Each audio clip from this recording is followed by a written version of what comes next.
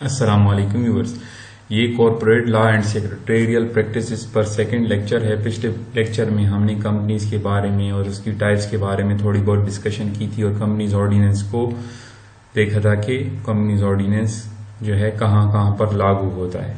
तो इस वीडियो को स्टार्ट करते हैं। इसमें हम क्या करेंगे, हम लॉ को बाकायदा पढ़ेंगे, जिसमें पहला और दूसरा सेक्शन पढ़ेंगे, सेक्शन नंबर 1 और 2। ये हमारे पास सेक्शन नंबर 1 है, ये देख लें, ठीक हो गया। और ये याद रखेंगे, किसी भी लॉ का जो सेक्शन नंबर 1 होता है वो या तो उसकी नेम, उसमें तीन चीजें होती हैं। नेम कि इस ऑर्डिनेंस का नाम क्या है, ठीक हो गया। शॉर्ट टाइटल जिसको हम कहते हैं टाइटल, ठीक हो गया। दूसरा है एक्सटेंट कि कहां कहां तक ये कानून जो है कहां कहां पर ये लागू होगा, ठीक हो गया। और कमेंसमेंट ये कानून कब लागू होगा, ठीक हो गया। तीन चीजों का होना जरूरी है पहले सेक्शन में। सबसे पहले इस कानून को कहा जाता है द ऑर्डिनेंस में be called as the companies ordinance 1984, ठीक हो गया। फिर हमारे पास दूसरा है कि it extends to the whole of Pakistan, ये तमाम पाकिस्तान पर लागू होता है, ठीक हो गया। और थर्ड सबसेक्शन, सेक्शन नंबर 1 का थर्ड सबसेक्शन क्या है, this section shall come into force, मतलब ये जो सेक्शन नंबर 1 है ये तो उसी टाइम इन फोर्स हो जाता है जैसे ही जो ऑर्डिनेंस वजूद में आता है, लेकिन इसकी जो और प्रोविजंस हैं वो फेडरल गवर्नमेंट की विल पर हैं कि वो कब उसको कमेंस करते हैं, कब उनको लागू करते हैं, ठीक हो गया। तीन चीजें हो गई। दूसरा सेक्शन हमेशा डेफिनेशंस के ऊपर होता है कि जो भी आगे जाकर टर्मिनोलॉजीज या जो भी वर्ड्स यूज होंगे उनका क्या मतलब होगा इस्लाम में। तो सबसे पहले हमारे पास आर्टिकल्स। आर्टिकल से क्या मुराद है, आर्टिकल से मुराद है articles of association, articles of association, ठीक हो गया। ये वही आर्टिकल्स ऑफ एसोसिएशन है जो हम इंट्रोडक्शन टू बिजनेस में पढ़ते हैं। इसका आसान अल्फाज में ये बात आप जहन में रख लें कि हमारे पास 3 बेसिक लीगल डॉक्यूमेंट्स होते हैं in while forming the company. जब हम कंपनी को फॉर्म कर रहे होते हैं तो हम 3 बेसिक डॉक्यूमेंट्स यूज करते हैं। एक मेमोरेंडम ऑफ एसोसिएशन होता है, दूसरा आर्टिकल ऑफ एसोसिएशन और तीसरा प्रोस्पेक्टस। मेमोरेंडम ऑफ एसोसिएशन जो है बेसिकली कंपनी का कॉन्स्टिट्यूशन होता है, कंपनी का कानून होता है कि हम कंपनी में क्या क्या करेंगे, ठीक हो गया, कि उसका नाम क्या होगा, हम कितना कैपिटल लेकर आएंगे वगैरह वगैरह। आर्टिकल ऑफ एसोसिएशन हम कैसे करेंगे, कैसे कैपिटल को रेज करेंगे, कहां पर हम कारोबार को करेंगे। जगह तो मेमोरेंडम ऑफ एसोसिएशन में लिखी जाती है, लेकिन हम क्या करेंगे, किस तरह कारोबार करेंगे, ये सारा का सारा आर्टिकल ऑफ एसोसिएशन में लिखा होता है। इसके हम कंटेंट्स को बाकायदा पढ़ेंगे, ठीक हो गया। तो articles means the article of association of company, जो कि ओरिजिनली फ्रेम किया गया या उसमें जो भी अल्टरेशन की गई according to this companies ordinance, या कोई और ऑर्डिनेंस जब फॉलो किया जा रहा था तो उसके बदौलत जो है हमने जो भी चेंजेस की वो सारे के सारे इससे मुराद है आर्टिकल्स के लफ्ज से, ठीक हो गया। आगे जाएंगे हम, क्योंकि इधर जो है हम बेसिक चीजों को देखते हैं। एसोसिएटेड कंपनी से क्या मुराद है, एसोसिएटेड का मतलब होता है इंटरकनेक्टेड, ठीक हो गया।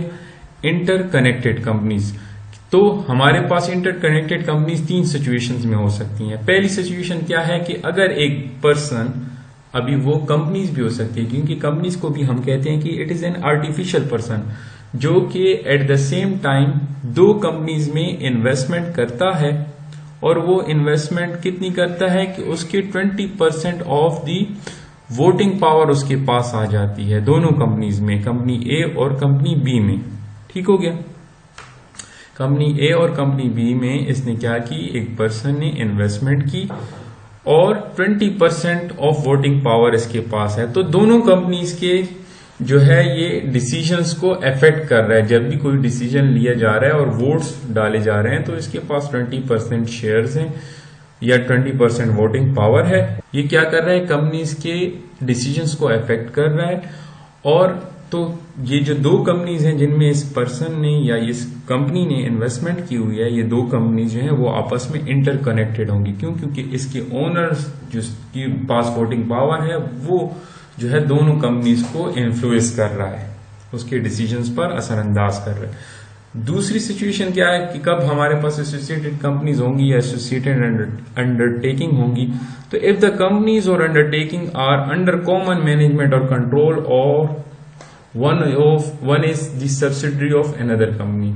क्या हो कि अगर कंपनी जो है एक कॉमन कंट्रोल, मतलब कि एक कंपनी जो है दो, फॉर एग्जांपल वही दो कंपनीज हो गई ए और बी, उनको या तो एक ही फर्म जो है या एक ही कंपनी जो है कंट्रोल कर रही है, मैनेज कर रही है, या एक कंपनी दूसरी कंपनी की सब्सिडरी है जिसके पास 50% ऑफ दी वोटिंग पावर है और वो असरअंदाज कर रहे हैं, कंट्रोलिंग शेयर्स हैं। तो जो कंपनी, जिस कंपनी के पास शेयर्स हैं दूसरी कंपनी के 50% से ज्यादा हैं, तो उस कंपनी जिसके शेयर्स दूसरी कंपनी के पास हैं तो उसको सब्सिडरी कंपनी कहते हैं, और जिसके पास ये शेयर्स होते हैं उसको हम होल्डिंग कंपनीज कहते हैं। ये मजीद भी हम डिटेल में पढ़ेंगे आगे जाकर। फिर हमारे पास है थर्ड सिचुएशन क्या हो गई।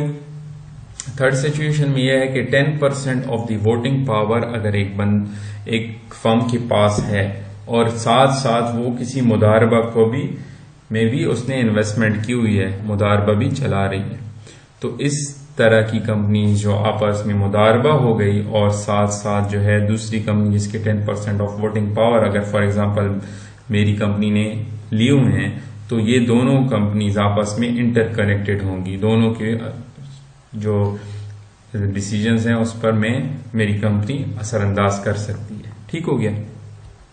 थर्ड सेक्शन है, ये हमारे पास सेकंड सेक्शन का सब सेक्शन थर्ड है, अथॉरिटी। अथॉरिटी से क्या मुराद है? Corporate law authority. Corporate law authority जो कि कंस्टिट्यूट है अंडर सेक्शन 11।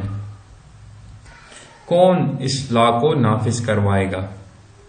जो कि security and exchange commission of Pakistan ही नाफिज करवाएगी इस लॉ को। Security and exchange commission of Pakistan का जो एक्ट है 1997 में जो पास हुआ था, उसके सेक्शन 43 जो है इस कॉर्पोरेट लॉ अथॉरिटी से डील करता है। ये हम उधर भी पढ़ लेंगे, लेकिन अभी के लिए आपने ये समझना है कि authority means corporate law authority, और ये किसके पास है? कमीशन वगैरह के पास है, और वो जो है डील करते हैं इन इश्यूज में जो कि रिलेटेड होते हैं कॉर्पोरेशंस के बारे में। बॉडी कॉर्पोरेट से क्या मुराद है? बॉडी कॉर्पोरेट से मुराद है वो कॉर्पोरेशन जो कि इनकॉर्पोरेटेड हुई है आउटसाइड दी पाकिस्तान। लेकिन इसमें कौन कौन सी कॉर्पोरेशन इंक्लूड नहीं होती? कॉर्पोरेशन सोल, जो कि सिंगल ऑफिस होता है जिसका और सिंगल मेंबर होता है इसमें। ठीक हो गया। दूसरा है कोऑपरेटिव सोसाइटी, ये भी बॉडी कॉर्पोरेट में इंक्लूड नहीं होगी, हालांकि आया ये जो है बाहर ही इनकॉर्पोरेट हुई हो पाकिस्तान से, लेकिन ये कोऑपरेटिव सोसाइटी अलग तरीके से रजिस्टर होती है और इसके अलग कवानीन है। ठीक हो गया। और जो है देखिए इसमें लिखा हो गया, cooperative society registered under any law relating to the registration of cooperative society. तो इसका लॉ ही अलग होता है, तो इसलिए ये बॉडी कॉर्पोरेट में नहीं शामिल होगी। और दूसरी थर्ड जो है सब सेक्शन 4 का थर्ड पार्ट जो है, एनी अदर बॉडी कॉर्पोरेट, मतलब जो आउटसाइड पाकिस्तान इनकॉर्पोरेट हुई है, नॉट बीइंग अ कंपनी, वो कंपनी नहीं है as defined in the ordinance which the federal government में by notification in the official gazette specify in this behalf. कि फेडरल गवर्नमेंट खुद ही स्पेसिफाई कर दे कि ये जो है कंपनी नहीं है, मतलब ये इसकी अलग हैसियत नहीं है और ये कंपनी की डेफिनेशन में नहीं आती, और ये भी हमारे पास बॉडी कॉर्पोरेट में शामिल नहीं होगी। फिफ्थ सब सेक्शन है हमारे पास, सेक्शन नंबर 2 का सब सेक्शन 5 है, बुक एंड पेपर। बुक और पेपर, बुक ऑफ अकाउंट से क्या मुराद है? ये तमाम अकाउंट्स, डीड्स, एग्रीमेंट्स जिसको कहते हैं, वाउचर्स हो गए, रजिस्टर्स हो गए, राइटिंग्स हो गए, डॉक्यूमेंट्स को अगर ये नाम यूज होते हैं आगे जाकर, बुक एंड पेपर, बुक और पेपर, बुक्स ऑफ अकाउंट, तो इसका से मतलब ये तमाम अकाउंट्स मुराद है, या डीड्स मुराद है, या वाउचर्स मुराद है, या रजिस्टर्स, राइटिंग्स एंड डॉक्यूमेंट्स मुराद है। ठीक हो गया।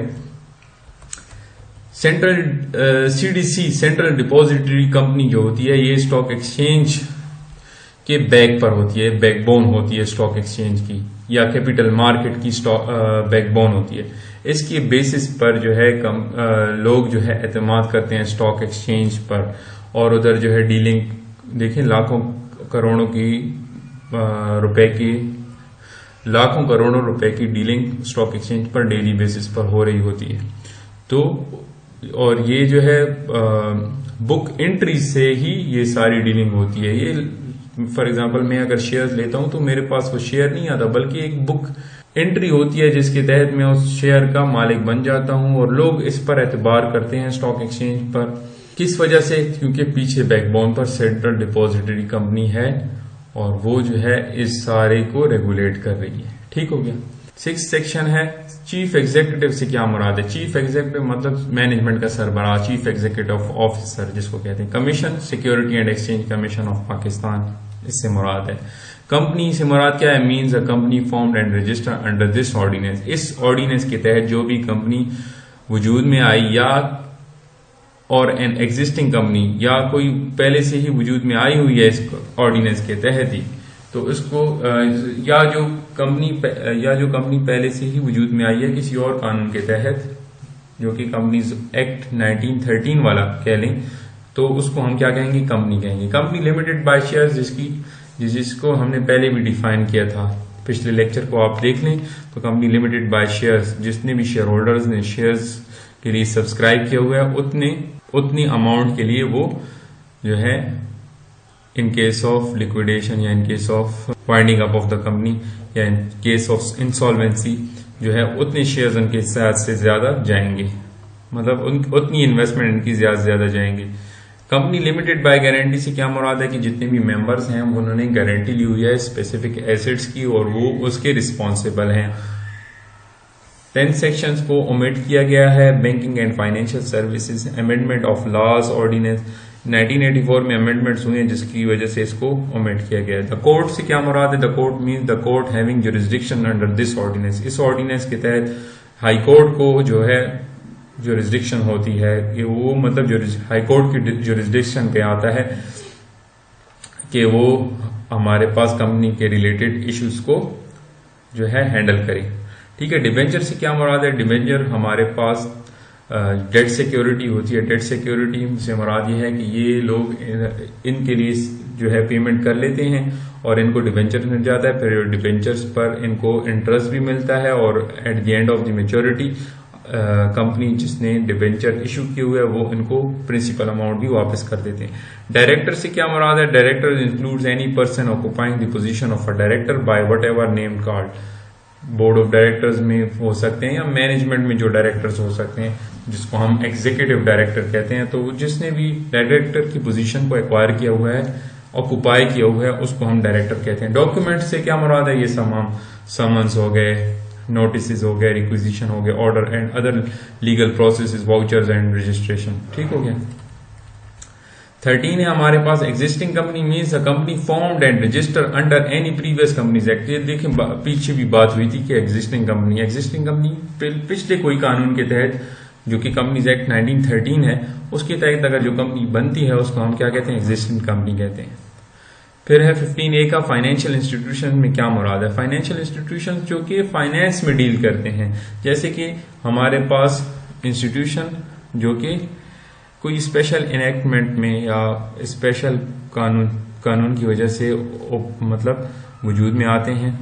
और इसकी एग्जांपल क्या हो गई? मुदारबा, लीजिंग कंपनी हो गई, इन्वेस्टमेंट बैंक हो गया, वेंचर कैपिटल हो गया company, financing company, housing finance company and non banking finance company. ये सारे के सारे हमारे पास फाइनेंशियल इंस्टीट्यूशंस हैं। देखिए मुदारबा क्या होता है कि एक बंदा पैसे लेकर आता है और दूसरा जो है उसके अपनी स्किल्स लेकर आता है और दोनों आपस में मिलकर काम करते हैं। इन्वेस्टर होता है और मैनेजर होता है। ठीक हो गया।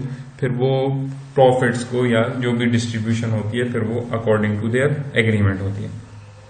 इसी तरह लीजिंग कंपनी लीज पर जो है या तो गाड़ियां देते हैं या होम लीज करते हैं वगैरह। इन्वेस्टमेंट बैंक हो गए, वेंचर कैपिटल लोग कंपनी जो कि नए कारोबारों को कैपिटल प्रोवाइड करते हैं, financing company, house finance company वगैरह।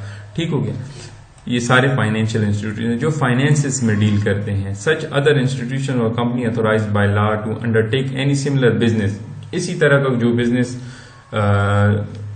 चला रहे हों उसको हम क्या कह सकते हैं? ये फाइनेंशियल इंस्टीट्यूशंस हैं, ठीक है, जिनका बेसिक मकसद क्या होता है, फाइनेंस में डील करना और फाइनेंसिस प्रोवाइड करना या फाइनेंसिस प्रोवाइड करके प्रॉफिट्स को जनरेट करना। ठीक हो गया।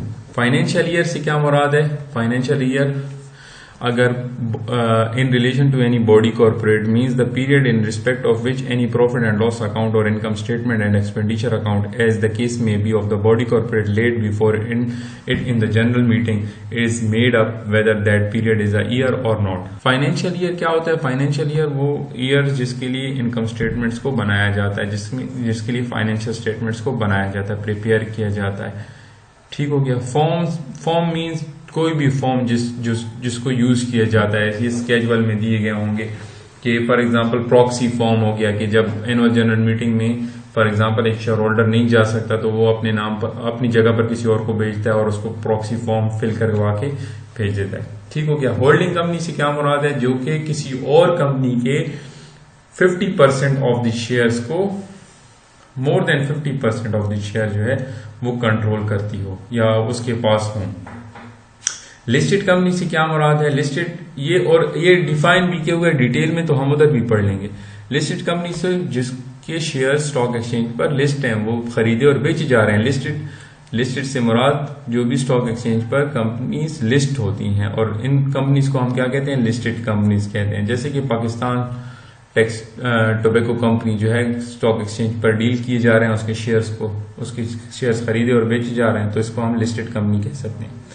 मेंबर से क्या मुराद है, जिसने शेयर ही दिया हुआ है या स्क्रिप्ट ली हुई है और other security which gives him a voting right in the company and whose name is enter in the register of the member.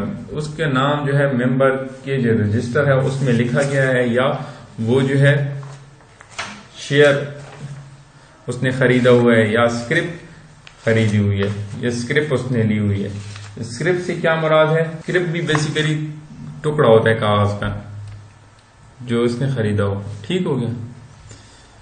Memorandum से क्या मुराद है, मेमोरेंडम ऑफ एसोसिएशन पहले ही डिस्कशन हो गई। मुदारबा, एक मुदारबा कंपनी जो कि मुदारबा ऑर्डिनेंस 1980 में आया था उसके तहत बनती है, और इसमें एक इन्वेस्टर होता है और दूसरा मैनेजर होता है। ठीक हो गया। ऑफिसर से क्या मुराद है, include any director, chief executive या मैनेजिंग एजेंट या सेक्रेटरी या एनी अदर एग्जीक्यूटिव जो कंपनी का एम्प्लॉय हो। ठीक है। ये और मजीद सेक्शंस भी दिए गए हैं, इसमें भी इन्होंने डिफाइन किया हुआ है। पार्टिसिपेटरी रिडीमेबल कैपिटल से क्या मुराद है, mean such redeemable capital as is entitled to participate in profit and loss of the company. अच्छा, रिडीमेबल कैपिटल वो कैपिटल होता है जो कि कभी ना कभी कंपनी को वापस करना होता है, ये इसकी कोई मैच्योरिटी होती है। पार्टिसिपेटरी से क्या मुराद है, पार्टिसिपेटरी मुराद है कि प्रॉफिट एंड लॉस में ये हिस्सेदारी मिलेगी। ऐसा नहीं है रिडीम फॉर एग्जांपल सिर्फ और सिर्फ रिडीमेबल कैपिटल होता तो इसमें हम कह सकते हैं कि ये डिबेंचर इसकी एग्जांपल है। डिबेंचर में क्या होता है, ये प्रॉफिट हो रहा है या लॉस हो रहा है, आपने इंटरेस्ट रिसीव करना है, कंपनी ने इंटरेस्ट पे करना है और आप वो इंटरेस्ट लोगे। लेकिन पार्टिसिपेटरी में ये नहीं होता। पार्टिसिपेटरी में ये होता है कि प्रॉफिट और लॉस दोनों में शेयर किया जाता है, पार्टिसिपेट किया जाता है। ये इस्लामिक सोर्स ऑफ फाइनेंसिंग है। प्रिस्क्राइब मीन जो भी प्रिस्क्राइब्ड हो, जो भी बताया गया हो अकॉर्डिंग टू दिस ऑर्डिनेंस 1984, इसमें ये सारी बातें आ जाएंगी। इसमें प्रिस्क्राइब जो कि इस कानून ने बताया है।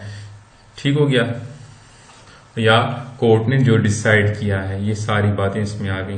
प्रीवियस कंपनी एक्ट जो कि है हमारे पास 1913 का एक्ट जो कि पाकिस्तान में लागू था, इधर लिखा हुआ है कि कंपनीज एक्ट 1913 जो है इससे पहले लागू हो रहा था। लेकिन इसके अलावा भी बहुत सारे और एक्ट्स भी हैं, जैसे कि हमारे पास इंक्लूड्स एनी एक्ट और act relating to companies in force before the companies ordinance 1984 या इंडियन एक्ट कंपनीज एक्ट जो कि 1866 में आया था, जो कि पहले लागू थे। अभी जैसे 1913 में जो एक्ट आया या 1882 में या 1886 में जो एक्ट थे, इनको हम प्रीवियस एक्ट्स कहते हैं जो कि कंपनी लॉ से को डील करते थे। प्राइवेट कंपनी क्या मुराद है, पहले ही बता चुका हूं। प्राइवेट कंपनी जिसके शेयर्स जो है ट्रांसफर नहीं होते। ठीक हो गया। इसके नंबर ऑफ मेंबर्स की तादाद कम से कम 2 और ज्यादा 50 होती है। ठीक हो गया। ये प्रोस्पेक्टस इश्यू नहीं करते और इनविटेशन नहीं करते जनरल पब्लिक को कि हमारे शेयर्स को खरीदें या हमारे डिबेंचर्स में इन्वेस्ट करें। ठीक हो गया। फिर हमारे पास 29 सेक्शन क्या है, सब सेक्शन ऑफ 2। प्रोस्पेक्टस से क्या मुराद है? प्रोस्पेक्टस जो ऑफर की जाती है कि हमारे कंपनी के शेयर्स या जो बॉन्ड्स हैं उसमें इन्वेस्टमेंट करें, उसको ऑफर, कंपनी की इंफॉर्मेशन दी जाती है और ऑफर लिखी होती है कि कितने शेयर्स आप ले सकते हैं। पब्लिक कंपनी जिसके शेयर्स जो है जनरल पब्लिक को अवेलेबल हों। ठीक है, विच इज नॉट, इधर लिखा हुआ भी है कि वो कंपनी जिसके शेयर जो है जो कि प्राइवेट नहीं है उसको हम पब्लिक कंपनी कहते हैं। पब्लिक कंपनी से क्या मतलब, जिसके शेयर जनरल पब्लिक को अवेलेबल हों, वो खरीद सके। रिडीमेबल कैपिटल, वो कैपिटल जो कि रिडीमेबल हो, मतलब आपने वापस अदा करना है। ये कैसे रेज किया जाता है? Participation term certificate. ये basically Islamic source of financing है कि आप जो है ये बॉन्ड्स को रिप्लेस करते हैं। पार्टिसिपेशन से क्या मुराद है कि पार्टिसिपेट करेगा प्रॉफिट एंड लॉस में। मुशारिका सर्टिफिकेट हो गया। मुशारिका में दो, ये भी एक पार्टनरशिप होती है जो कि इसलिए की जाती है ताकि फाइनेंसेस दो लोग आपस में मिलाकर, दोनों को आपस में मिलकर काम कर सकें और प्रॉफिट जनरेट कर सकें। टर्म्स फाइनेंस सर्टिफिकेट, ये हमारे पास बॉन्ड्स को रिप्लेस करने के लिए, और ये any other obligations not based on interest other than an ordinary share of company. मतलब ये बेसिकली रिडीमेबल कैपिटल से मुराद इधर तमाम इस्लामिक सोर्सेज ऑफ फाइनेंसेस हैं जो कि कंपनी यूज करती है और जनरेट करती है कैपिटल को। रजिस्ट्रार जो रजिस्टर करता है कंपनीज को, जो कंपनी ऑर्डिनेंस 1984 के तहत कंपनीज को रजिस्टर करता है, उसको हम रजिस्ट्रार कहते हैं।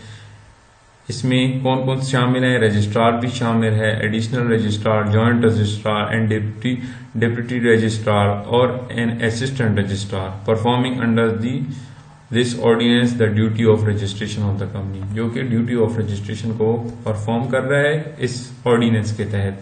स्केजुअल्ड बैंक से क्या मुराद है?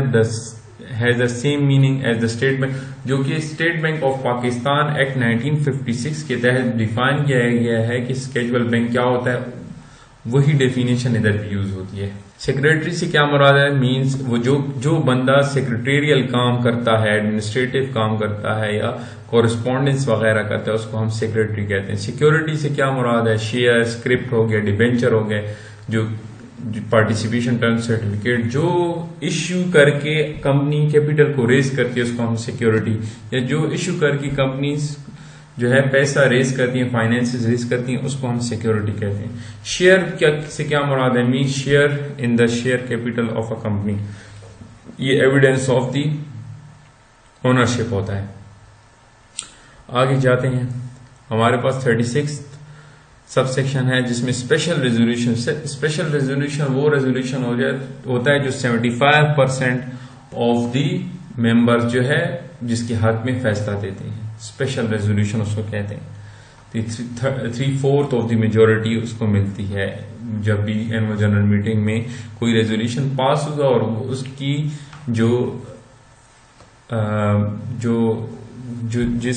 जितनी मेजोरिटी से वो पास हुआ उसको हम कहते हैं, अगर 3/4 मेजोरिटी हो तो उसको हम स्पेशल रेजोल्यूशन कहते हैं। स्टॉक एक्सचेंज से क्या मुराद है? स्टॉक एक्सचेंज से मुराद है stock exchange register under the security and exchange under the security and exchange ordinance 1969 के तहत जो स्टॉक एक्सचेंज बनती है उसको हम स्टॉक एक्सचेंज कहते हैं। Subsidiary company means subsidiary company जो कि सेक्शन नंबर 3 में डिफाइन की गई है। ये आगे जाकर हम पढ़ेंगे भी, लेकिन आपके लिए ये भी अभी इस लेवल अभी आप ये समझ लें कि वो कंपनी जिसके शेयर्स 50% से ज्यादा शेयर्स जो है किसी और कोई और कंपनी होल्ड करती हो उसको हम सब्सिडरी कंपनी कहते हैं।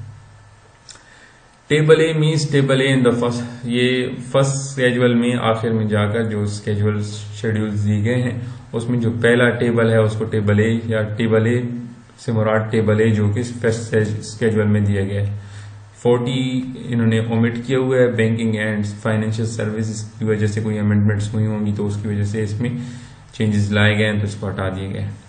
ये 2 सेक्शन से इसमें हमने डेफिनेशंस को कवर किया कि बेसिक आपने जो है ये अंडरस्टैंडिंग हो कि आगे जाकर कोई भी टर्म्स यूज हो रहे हो तो आपको ये क्लियर हो जाए कि इससे क्या मुराद है। इसको याद करने की जरूरत नहीं होती, सिर्फ और सिर्फ समझ लें कि ये इससे ये चीजें मुराद है।